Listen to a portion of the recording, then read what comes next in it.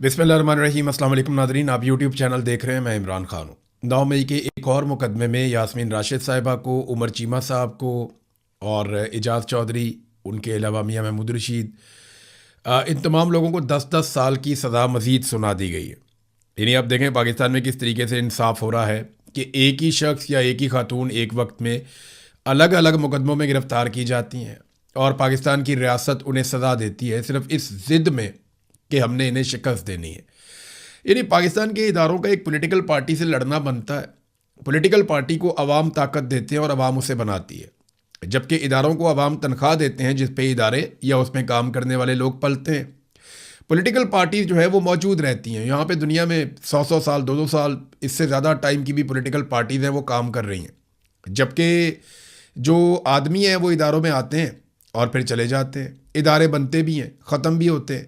लेकिन पाकिस्तान की रियासत को पूरी तरह कंट्रोल किया गया है मिलिट्री एस्टेब्लिशमेंट के ज़रिए से, और अब वो लोगों से इंतकाम ले रहे हैं। ये इंतकाम नहीं है तो और क्या है? यानी यास्मीन राशिद आपको दहशतगर्द लगती हैं, कभी सोचिए। या एजाज चौधरी जो इस वक्त बहुत क्रिटिकल सिचुएशन में है अपनी सेहत के हवाले से, क्या वो एक दहशतगर्द हैं? शाह महमूद कुरैशी साहब को इस केस में बरी किया गया, और वो इसलिए भी करते हैं कि लगे कि जनाब हम बड़ा इंसाफ कर रहे हैं। हालांकि ये सारे एक तरह से बेगुनाह हैं। शाह महमूद कुरैशी साहब हर केस के अंदर अगर बाइज्जत बरी होते चले जा रहे हैं तो फिर उन्हें जेल में क्यों रखा हुआ है? आपको याद होगा कि अगस्त 2023 में शाह महमूद कुरैशी साहब को गिरफ्तार किया गया था। मैंने उनकी गिरफ्तारी नहीं देखी, उस वक्त मैं खुद जबरी तौर पर लापता था। तो जब शाह महमूद कुरैशी साहब को अगस्त 2023 से लेकर अब तक गिरफ्तार रखा गया तो किस मुकदमे में रखा गया? हर जगह पे तो वो बाइज्जत बरी हो रहे हैं, हर जगह पे तो उनको छोड़ा जा रहा है। एक दिन उनको बाकायदा बेल भी मिल जाती है, फिर भी उनको नहीं छोड़ा जाता। तो एक जुल्म और ज़्यादती की दास्तान है जो पाकिस्तान में लिखी जा रही है। और जो लोग कहते हैं कि बातचीत चल रही है, मुज़ाकरात चल रहे हैं, कोई रिलीफ मिलने वाला, कोई चक्कर नहीं है। ये काम है सारा मिलिट्री एस्टेब्लिशमेंट का। मैं आपको लिख कर देता हूं कि किसी सियासतदान में इतनी जुर्रत नहीं है कि वो दूसरे सियासतदान के साथ इस लेवल का जुल्म और ज्यादती करे, क्योंकि हर सियासतदान ये जानता है कि कल को मेरी बारी खत्म होगी और इसकी बारी आ जाएगी। ये पाकिस्तान की मिलिट्री एस्टेब्लिशमेंट ही कर सकती है, जिनके दिमाग में ये बात बैठ गई है कि हमारी बारी हमेशा रहेगी, हम हमेशा इक्तदार में और ताकत में रहेंगे, हमसे कोई इक्तदार और ताकत नहीं छीन सकता। और पाकिस्तान के 70 साल इस बात की गवाही दे रहे हैं। अब ये सियासतदानों पे मुनहसिर है कि उन्होंने बारी बारी मार खानी है या मिलकर इस अफरियत को किसी पिंजरे में बंद करना है। यानी मैं सियासतदानों को भी ये कहता हूँ, सहाफ़ियों को भी कहता हूँ, जजेस को भी कहता हूँ, वकला को भी कहता हूँ, सिविल सोसाइटी को भी कहता हूँ, तमाम वो लोग जो पाकिस्तान में जी शऊर हैं उन सबको मैं ये कहता हूँ, चाहे वो ओवरसीज़ पाकिस्तानी है, कि बारी बारी, सब की बारी, ये किसी को नहीं छोड़ेंगे, ये सबको मारेंगे। जब तक पाकिस्तान की एस्टेब्लिशमेंट की कमबख्ती नहीं आएगी, जब तक पाकिस्तान की एस्टेब्लिशमेंट की बारी नहीं आएगी, तब तक हर पाकिस्तान की बारी आएगी, हर पाकिस्तानी की बारी आएगी। याद रखिएगा, या तो आप इनके खिलाफ खड़े हो या फिर आप इंतज़ार करें अपनी बारी का, क्योंकि बारी बारी सबकी बारी। गिलगित बल्तिस्तान में इलेक्शन चोरी हो गया ना, अब कश्मीर में वो कुछ हो रहा है। कश्मीर में जो भी हो रहा है, एक प्रोपेगेंडा किया जाता है, एक आधा आदमी कोई सख्त जुमला बोल देता है, ओवरसीज पाकिस्तानी या कश्मीर के अंदर कोई जज्बाती नौजवान कोई बात कर देता है, यानी जिसके घर के अंदर लाश पड़ी हुई होगी, जिसके दोस्त को या किसी अजीज को आप मार देंगे, या आप उसे जख्मी कर देंगे अस्पताल के अंदर, या आप टॉर्चर करेंगे, या आप उसी को जख्मी कर देंगे, वो आदमी मुंह से उसके फूल तो नहीं झड़ेंगे ना भाई। लोगों को गुस्सा आता है, लोग रिएक्शन देते हैं। आपने, हुकूमत ने तदब्बुर का, समझदारी का मुजाहरा करना होता है। लेकिन यहां पे उल्टा काम चल रहा है। मिलिट्री एस्टेब्लिशमेंट एक जुमले की तलाश में रहती है, जैसे ही कोई एक जुमला कहीं से मिलता है प्रोपेगेंडे का बाजार गर्म कर देते हैं। तो फिर मैंने अपनी जिम्मेदारी समझी कि मैं देखूं कश्मीरी वाकई पाकिस्तान को तोड़ना चाहते हैं क्या? वाकई कश्मीरी पाकिस्तान के या पाकिस्तान के इदारों के दुश्मन हो गए हैं क्या? वाकई वो पाकिस्तानी अवाम से नफरत करते हैं और ये जो प्रोपेगेंडा फैलाया जा रहा है, शर पसंद है, ये वो, ये कौन लोग हैं जो इकट्ठे हो गए हैं? तो मैंने वहां पे एक बड़ा मेहरबान है, मैं उनका नाम नहीं ले सकता, लेकिन उनको मैं सलाम पेश करता हूँ। उन्होंने इस माहौल में भी जाके वहाँ पे काम किया, और जिस तरीके से उन्होंने मुझे ये फुटेज भिजवाई, ये गुमनाम आदमी है, इसका बहुत शुक्रिया। एक दिन आएगा कि मैं सबके सामने भी बताने के काबिल होऊंगा कि ये शख्स है, लेकिन मैं अभी उसकी जान को खतरे में नहीं डाल सकता। बहरहाल देखिए कि कश्मीरी जो एहतजाज कर रहे हैं इस वक्त, वो क्या कहते हैं इस प्रोपेगेंडा के बारे में। मैं आम कश्मीरियों की बात कर रहा हूँ, ये सुनिए जरा आप। जो यहाँ पे मुजाहिरीन बैठे हुए, ये नहते खुले आसमान तले जो है वो बैठे हुए हैं। रात को वो सोते हैं तो सुबह उठ के पता लगता है कि पूरी कश्मीरी कौम दहशत गर्द है। हम किसी पाकिस्तानी के खिलाफ नहीं है। पाकिस्तान के मेहनत कश मजदूर हम ये समझते हैं कि वो हमसे ज्यादा मजलूम है, वो भी हमारी इस लड़ाई के अंदर शामिल है। हम मिलकर ये लड़ाई लड़ेंगे। हमें जो है वो दहशतगर्द डिक्लेयर करके हमारे निहत्ते लोगों पर गोलियां बरसाई गई और इससे वाज़हतन पता चलता है कि कौन किसके खिलाफ है। और पाकिस्तान कल भी हमारा भाई था और आज भी हमारा भाई है, ठीक है। और ये लोग जो हैं बीच में से आके प्रोपेगेंडा कर रहे हैं कि वतन के लिए आवाज़ उठाते हैं।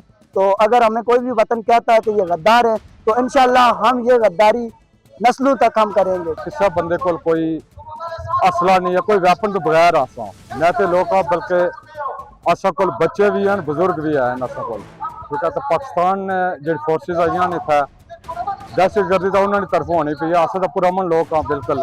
यहाँ के अवाम रियासत पाकिस्तान की सालमियत के खिलाफ बिल्कुल भी नहीं है।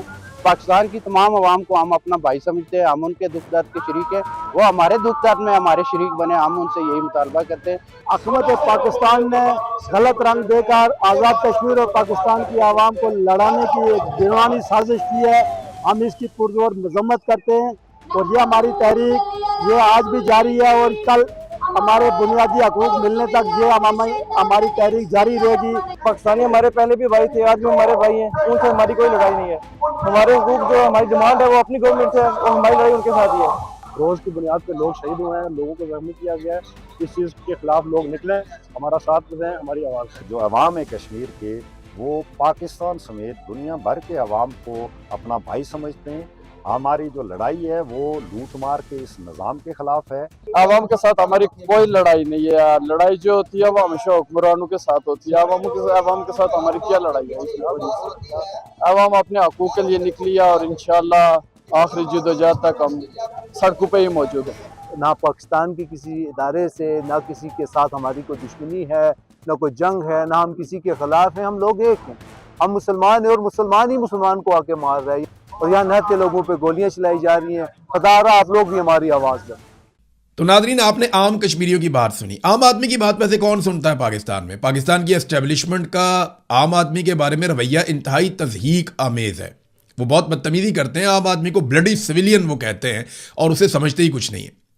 यानी हाई ऑक्टेन जो है वो अमीर आदमी का फ्यूल है, उसके ऊपर लेवी पता कितनी कम की है? 214 रुपये उसके ऊपर लेवी कम कर दी है। यानी उसको कितना बड़ा रिलीफ दिया इन्होंने कि जनाब लेवी 214 रुपये कम कर दी हाई ऑक्टेन के ऊपर। जहाज का जो पेट्रोल है वो सस्ता किया, आम आदमी का पेट्रोल महंगा किया। ये पाकिस्तान के अंदर स्टेट ऑफ अफेयर्स है। गवर्नमेंट इस तरीके से चल रही है और ये टाउट हमें समझाते कि हैं और बयानियां किस तरह बनाते हैं कि जनाब देखें ना, पाकिस्तान के अंदर पेट्रोल अब भी अमेरिका से, बरतानिया से, पता नहीं कौन कौन से मुल्कों से सस्ता है। वहां पे पेट्रोल ज़्यादा महंगा बिकता है। और भाई वहां पे आपने अफोर्डेबिलिटी भी देखनी होती है।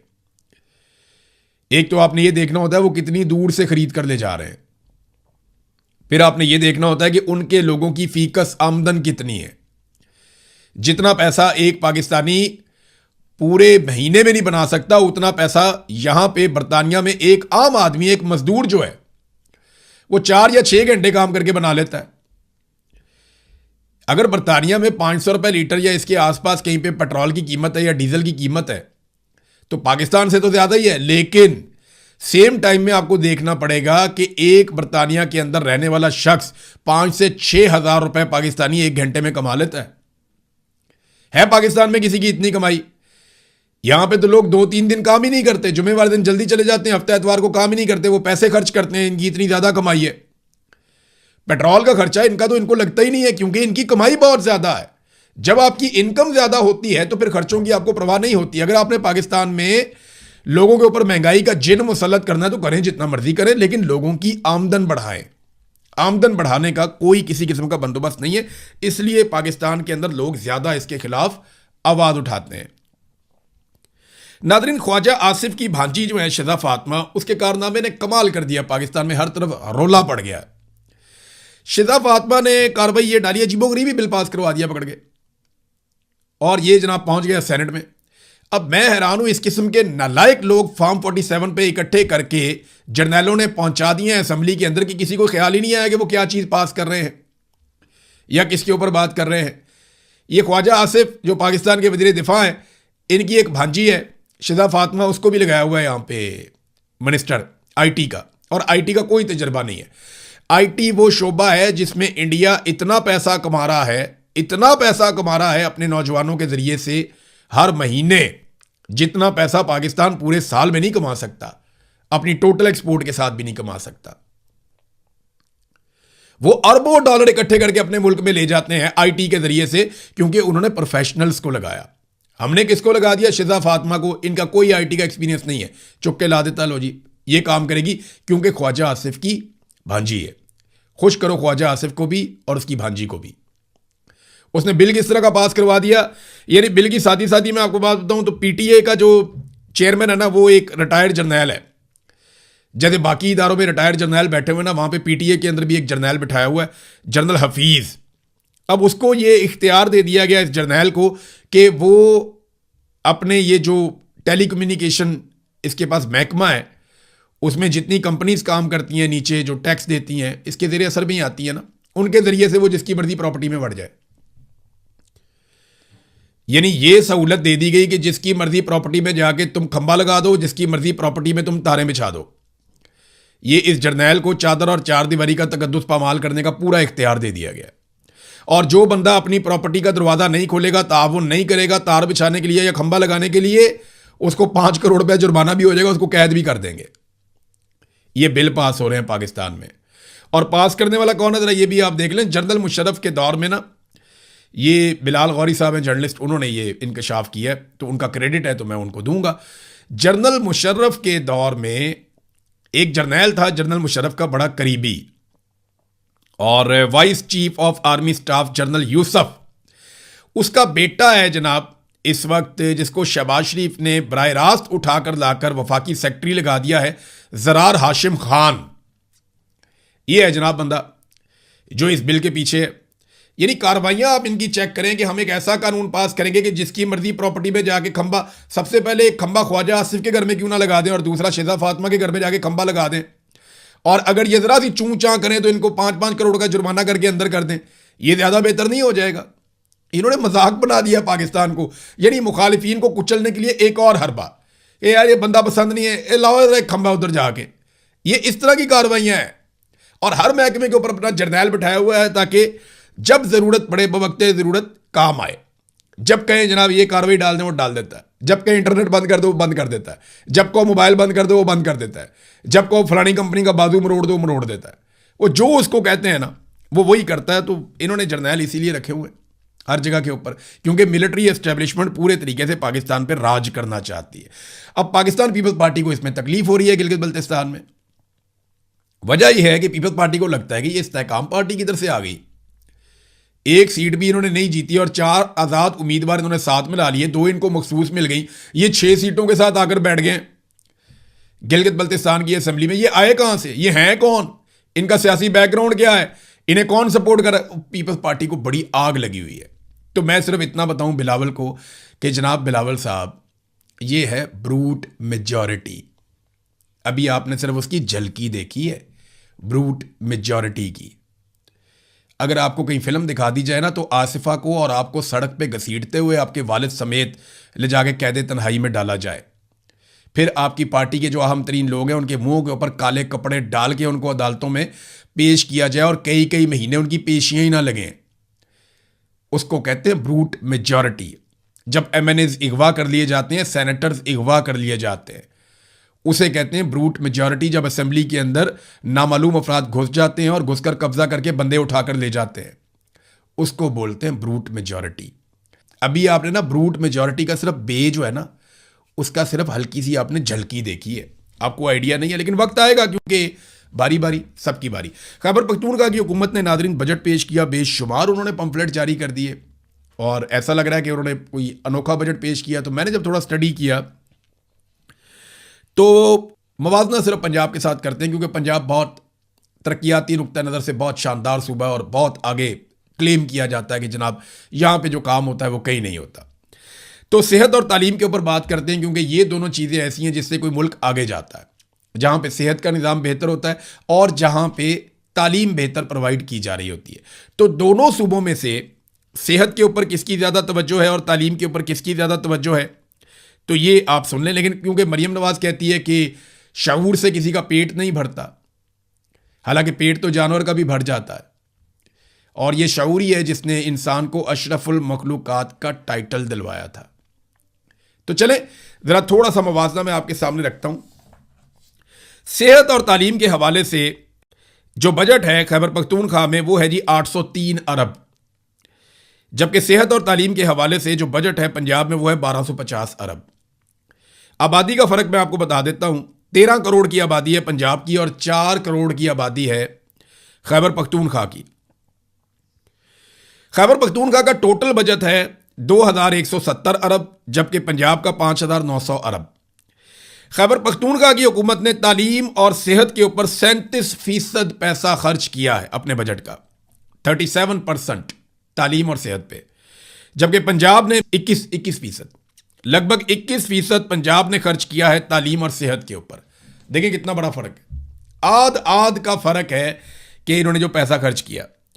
सेहत के ऊपर जो फी कस, यानी हर आदमी को सेहत के ऊपर पंजाब क्या दे रहा है और हर आदमी को सेहत के ऊपर खैबर पख्तूनख्वा क्या दे रहा है, ये भी सुन लें, क्योंकि आबादी के ऊपर ही आप डिवाइड करेंगे ना।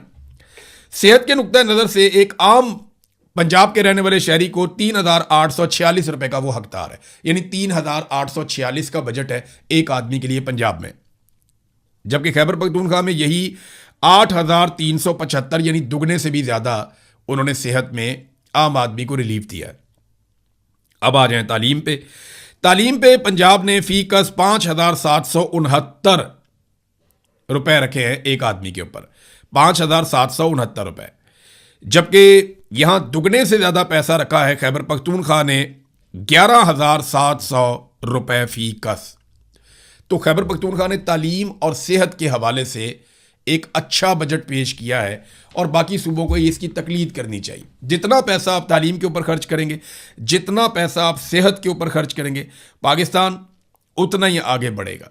जितना आप तालीम और सेहत में पीछे जाएंगे, मुल्क खुदा न खास्ता उतना ही पीछे जाएगा। दुनिया में जो कौमें आगे गई हैं ना, वो शऊर के साथ गई, उनकी सिविक सेंस बहुत अच्छी है।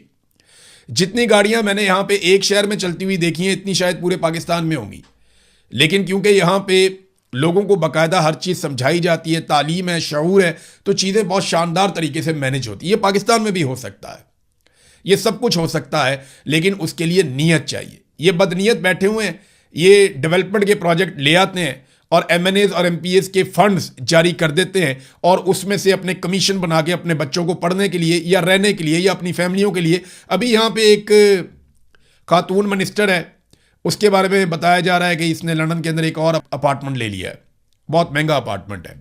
तो देखें ना, इनकी प्रायोरिटी ये है कि इन्होंने भाग जाना है पाकिस्तान से सबने, और हमारा पाकिस्तान वैसे ही रह जाएगा जैसा इतने सालों से है। ये बड़े बड़े जो मिलिट्री एस्टेब्लिशमेंट के लोग हैं, इनकी नौकरियां ख़त्म होती हैं, ये भाग जाते हैं पाकिस्तान से, अपने बच्चों को भगा देते हैं, फैमिली को भगा देते हैं, ब्यूरोक्रेट भी भाग जाते हैं, सियासतदान भी भाग जाते हैं, सब ने अपनी सेटिंग बाहर रखी हुई है, और हम पाकिस्तानी जो हैं वो या तो पाकिस्तान के अंदर मरने के लिए तो या फिर दर बदर। अब तक के लिए इतना ही। अपना ख्याल रखिए, अपने चैनल का भी। अल्लाह हाफ़िज़।